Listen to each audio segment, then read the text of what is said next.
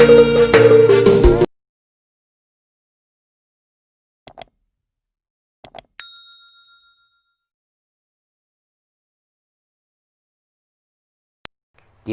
berdoa. Damai sejahtera Allah Bapa yang melampaui segala akal dan pikiranmu, kiranya senantiasa dapat menyertaimu di dalam Yesus Kristus Tuhan kita. Amin. Shalom Bapak Ibu. Terpujilah Tuhan Yesus Kristus yang telah mempersekutukan kita hari ini dalam evangelisasi melalui firman Tuhan yang tertulis dalam Amsal 4 ayat 1 hingga ayat 9. Dengarkanlah hai anak-anak, didikan seorang ayah, dan perhatikanlah supaya engkau beroleh pengertian, karena aku memberikan ilmu yang baik kepadamu. Janganlah meninggalkan petunjukku, karena ketika aku masih tinggal di rumah ayahku sebagai anak lemah dan sebagai anak tunggal bagi ibuku, aku diajari ayahku, katanya kepadaku, biarlah hatimu memegang perkataanku, berpeganglah pada petunjuk-petunjukku, maka engkau akan hidup. Perolehlah hikmat, perolehlah pengertian, jangan lupa dan jangan menyimpang dari perkataan mulutku. Janganlah meninggalkan hikmat itu, maka engkau akan dipeliharanya. Kasihilah dia, maka engkau akan dijaganya. Junjunglah dia, maka engkau akan ditinggikannya. Engkau akan dijadikan terhormat apabila engkau memeluknya. Ia akan mengenakan karangan bunga yang indah di kepalamu, mahkota yang indah akan dikaruniakannya kepadamu. Demikian firman Tuhan. Kalau boleh kami menyatakan, semoga kita tetap diberkati Tuhan dan dilindungi, diberikan keselamatan dan kesehatan, dijauhkan dari segala penyakit. Jemaat yang dikasihi di dalam Tuhan Yesus Kristus, ada nasihat orang tua kita, bunyinya seperti ini: tinapul bulung si hope, pinarasaong bulung siala, unang adong na sumolsol di pudi, aidada si paingo na swada. Jangan menyesal di kemudian. Bukan nasihat tidak ada. Nasihat ini menegaskan bahwa aturan, nasihat dan pembelajaran, pendidikan dan pengertian itu sangat baik untuk dipelajari ketika kita tidak jatuh ke dalam kesusahan hidup, dan pada akhirnya hidup penuh dengan penyesalan. Adalah kebahagiaan bila kita tetap mau belajar dan mendengarkan nasihat dan mau berlaku baik sesuai dengan nasihat orang tua kita. Tak jarang lagi ditemukan bahwa ada banyak orang akan malas, akan marah bila mendengarkan nasihat. Bisa saja suasana akan berubah, persekutuan akan berubah menjadi tidak tenang bila nasihat selalu diberikan. Untuk sebuah keluarga yang ada anak-anak, maka untuk zaman sekarang pintar-pintarlah memberikan nasihat.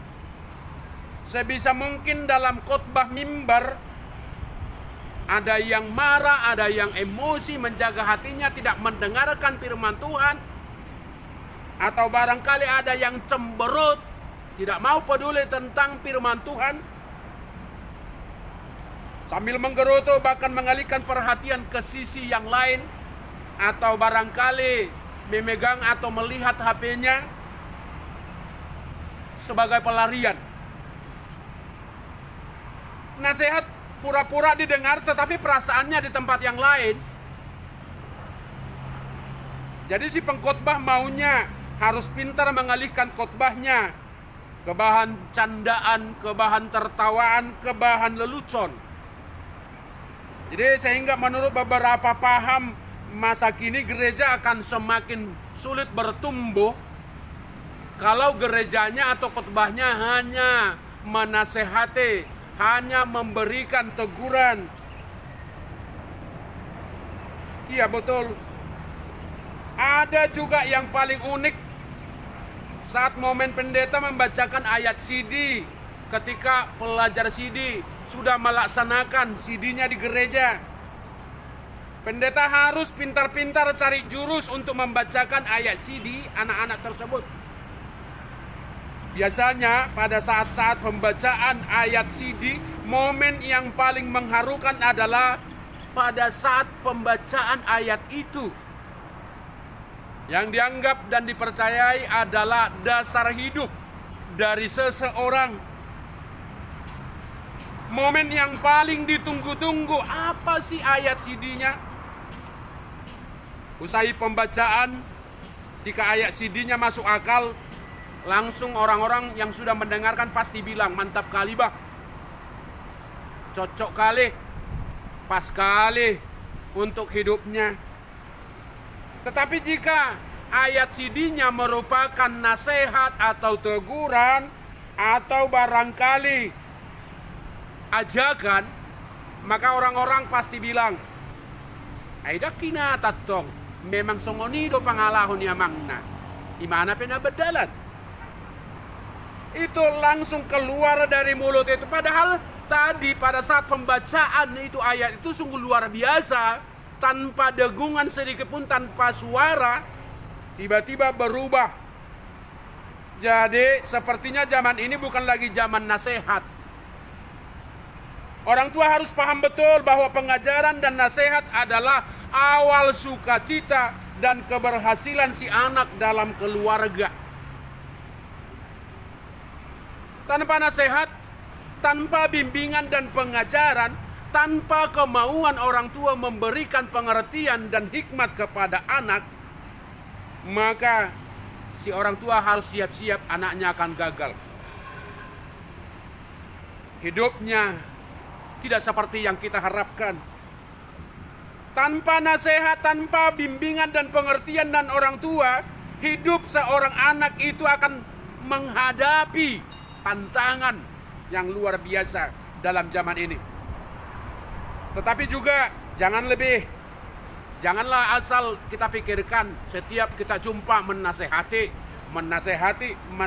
Bagaimana mungkin seseorang itu mampu menasehati padahal dirinya sendiri masih perlu dinasehati? Bagaimana mungkin seseorang itu setiap saat menasehati, atau orang yang lebih muda, yang kurang berpengalaman menasehati yang lebih tua? Nasihat dan pengajaran tentunya sangat berguna memimpin anak-anak untuk hidup setia dalam kebenaran dan keadilan. Mari berlaku bijak dan jujur menghadapi zaman ini.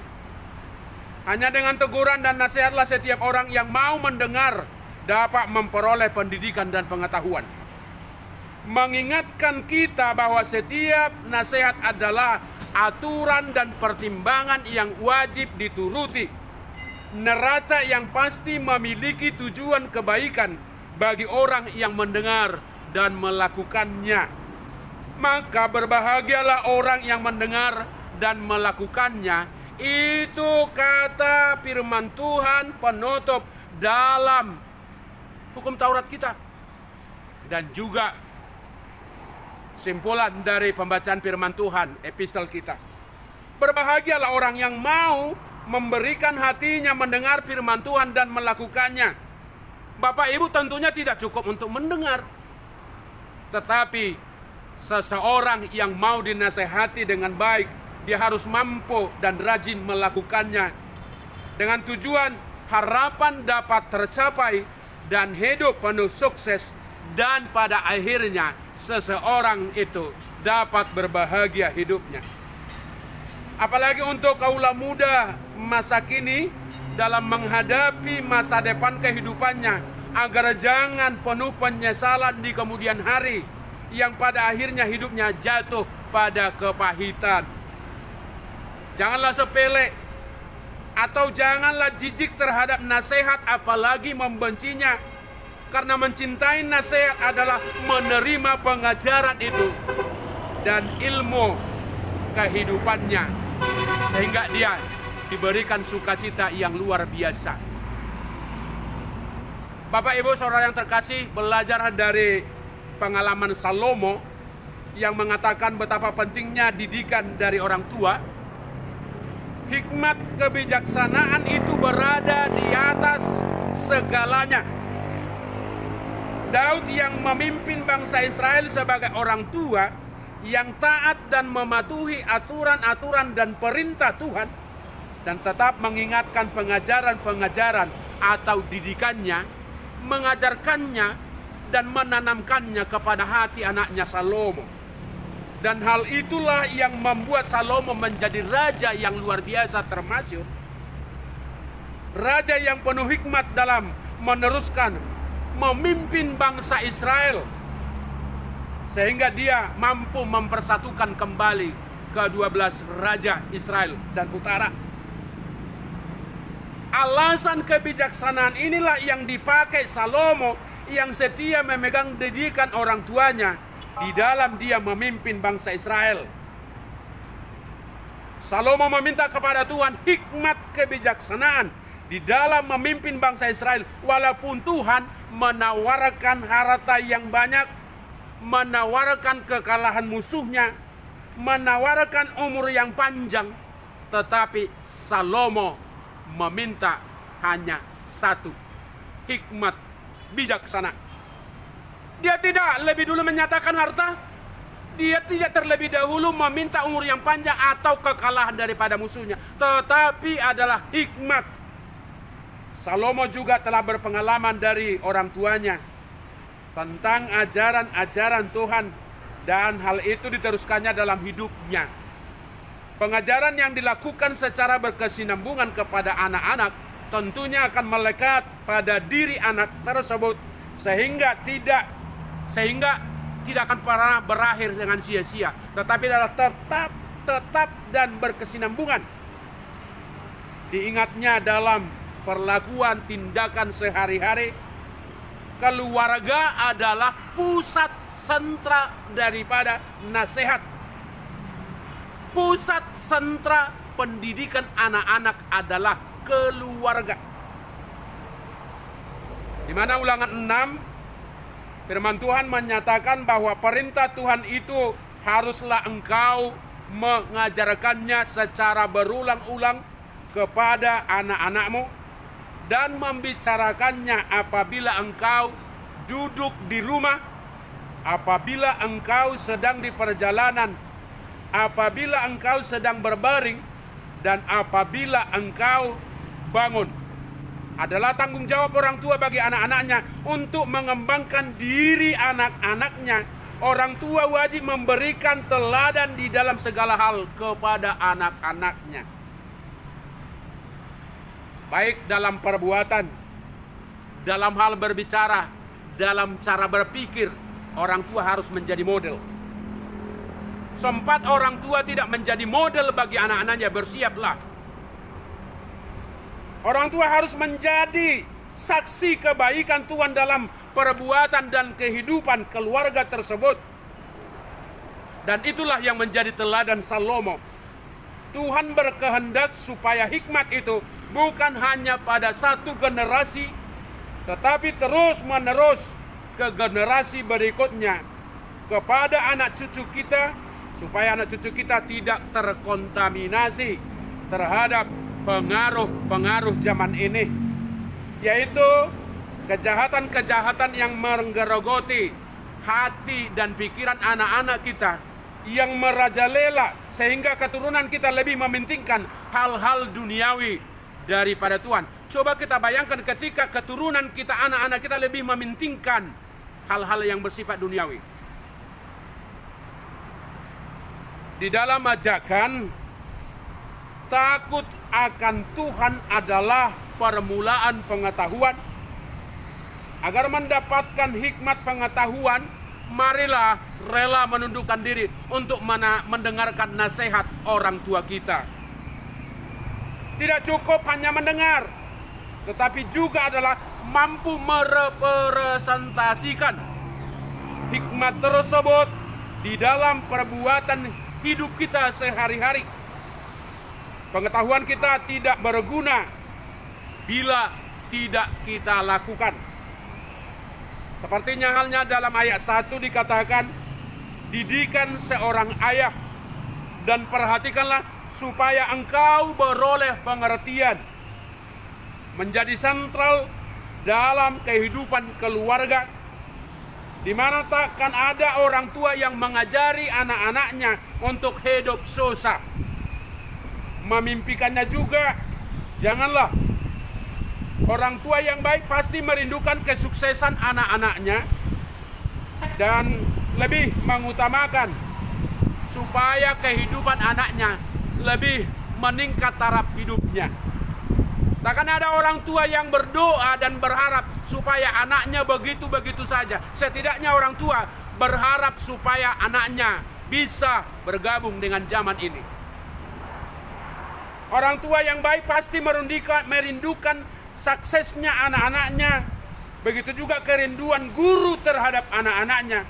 Kemudian dilanjutkan dengan kalimat, perhatikanlah supaya engkau beroleh pengertian. Maksudnya apa supaya engkau beroleh pengertian? Pengertian itu tidak pernah hadir begitu saja, tetapi dipelajari. Belajar pengertian itu sama artinya dengan bertanya kepada orang tua, kepada guru, kepada orang yang lebih bijak. Karena gurulah tempat menggali ilmu. Dan ilmu itu tidak akan berguna hanya untuk dirinya sendiri, tetapi harus mampu melahirkan ilmu yang baik juga bagi banyak orang. Artinya, pengertian dan ilmu tidak akan pernah bertujuan untuk menyusahkan hidup orang-orang yang dibimbingnya. Maka dalam firman ini dikatakan, karena aku memberikan ilmu yang baik kepadamu, maka janganlah meninggalkan petunjukku. Nasihat dan pengajaran sangat berguna agar kita terjaga dan mampu terhindar dari petaka kesusahan hidup. Perintah di sini berisikan larangan dan panggilan dan nasihat. Karena orang yang sudah memperoleh hikmat pasti berbeda dengan orang yang tidak memperoleh hikmat dalam menghadapi hidup ini. Sangat baik membela kebenaran, tetapi jika menimbulkan kegaduhan, menghadapi masalah, menambah masalah, nasihat tidak perlu dilakukan. Sangat baik memberikan teguran, membela kebaikan, tetapi apabila semakin menimbulkan kegaduhan, alangkah lebih baik tak usah menasehati. Tidak salah mengucapkan kata benar, dan itu harus kita lakukan, tetapi kalau menimbulkan sakit hati, lebih baik jangan. Orang tua mengatakan, met pe bulung ni tior, metan pe bulung ni bane-bane. Dengganado parhata tigor alai dengganado si buat dame. Artinya orang yang bijak itu harus suka kedamaian. Kedamaian itu harus berada di atas segalanya. Dan bijaksana sangat perlu. Ilmu dan pengertian bukan hanya bersifat sementara atau hanya numpang lewat. Yang penting kita ungkapkan, mau didengar atau tidak dengar, terserah. Bukan. Tetapi apa yang diajarkan orang tua terhadap anaknya itu harus berguna. Iya, hanya orang yang menghidupi nasihatlah yang mampu menerima nasihat yang baik, dan nasihat itu juga harus turun-temurun. Ada dikatakan firman itu adalah nasihat hidup. Anak berharap sukses, supaya orang tua wajib memberikan nasihat dan memberikan motivasi yang baik kepada anak-anaknya, sehingga nasihat itu berisikan petunjuk hidup untuk siap senantiasa memperhatikan firman dan perintah Tuhan. Kita ingat Salomo si raja hikmat pertama, dia yang lebih dahulu memiliki loyalitas dan kemampuan merendahkan diri dan turut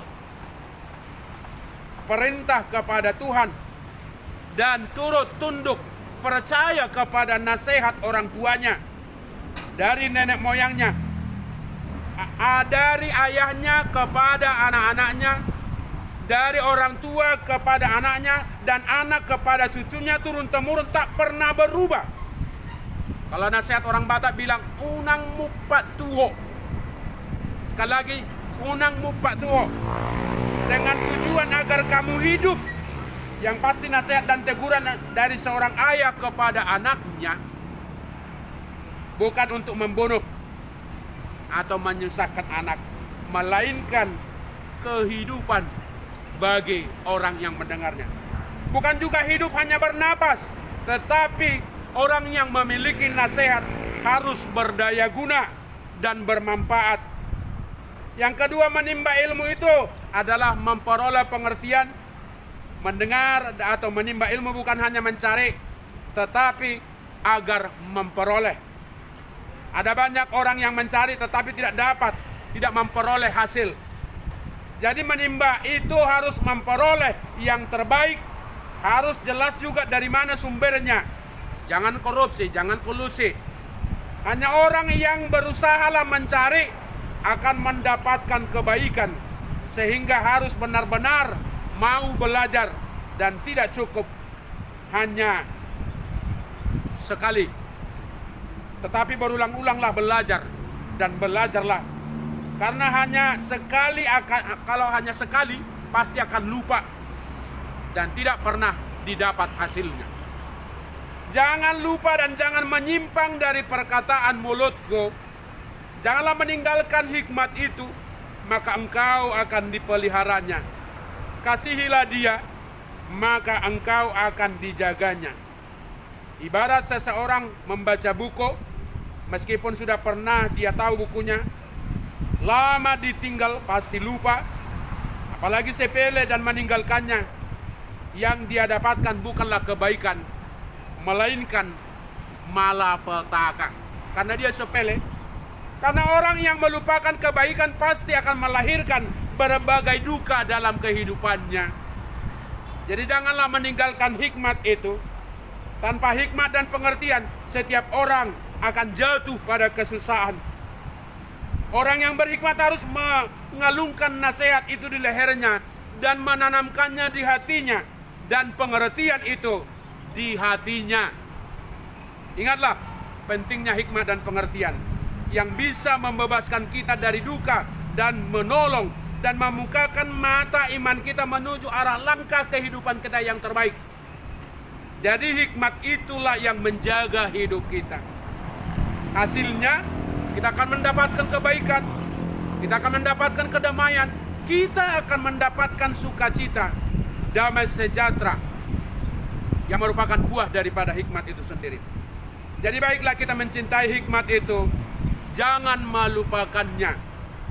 Menurut ayat 7 yang paling tertinggi adalah hidup manusia harus memperoleh hikmat, dan dengan segala yang kau peroleh, perolehlah pengertian.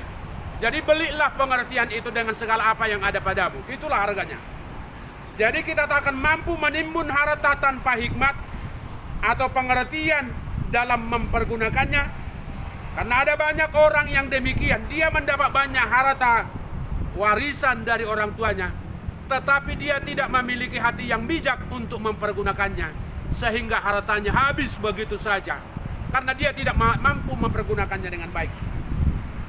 Tetapi orang yang memperoleh pengertian adalah orang yang mampu melipat gandakan berkat-berkat Tuhan.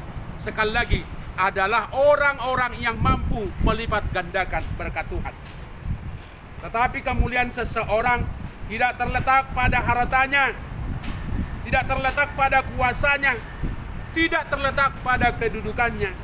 Hikmat bukan hanya mampu mempertahankan, melainkan adalah membangun supaya semakin termasuk. Jadi Orang yang termasuk sumbernya dari Tuhan, berkat yang ada adalah dari Tuhan. Dan yang terakhir di ayat 9, ia akan mengenakan karangan bunga yang indah di kepalamu, mahkota yang indah akan dikaruniakannya kepadamu. Jadi sangat dihargailah orang yang bijaksana. Kehadirannya pasti dirindukan, dan nasihatnya juga pasti didengarkan. Ingat, kehadiran orang bijak, kehadirannya pasti dirindukan, dan nasihatnya pasti didengar.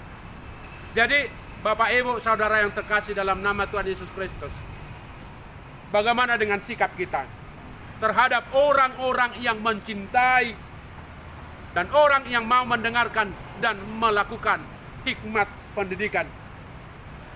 Tentunya kita harus hidup pada waktu yang maju. Sudah pada pandai meniru, sepertinya sulit membedakan mana yang benar, mana yang tidak benar. Begitulah zaman ini sekarang. Kita tidak bisa lagi membedakan mana khotbah yang baik, mana khotbah yang tidak baik. Kita tidak bisa lagi menghimpun pendengar yang banyak atau membawa banyak orang dekat kepada Tuhan, bila mana kita hanya bisa memberikan nasihat tanpa melakukannya dalam hidup kita sehari-hari. Jadi yang kita butuhkan bukan lagi mencari banyak orang yang mendengarkan firman Tuhan, tetapi mencari banyak orang yang mau melakukan firman Tuhan di situ.